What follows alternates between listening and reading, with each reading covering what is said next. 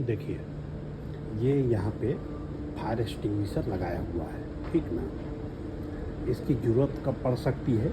जब फायर होगा और बिल्डिंग में धुआं भर जाएगा, राइट। लेकिन अब उस समय ये दिखेगा ही नहीं फायर एक्सटिंग्विशर आपको, तो आप निकालेंगे कैसे? अगर उसी समय नहीं दिखेगा तो आपने लगाया क्यों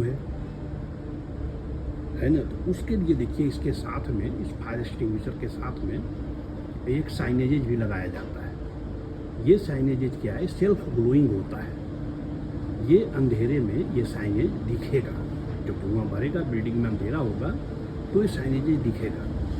तो इंजीनियर्ड मेथड ये हुआ कि केवल आपको ये साइनेज, ये फायर एक्सटिंग्विशर नहीं लगाना है, साथ में सेल्फ ग्लोइंग ये साइनेजेज भी लगाना है।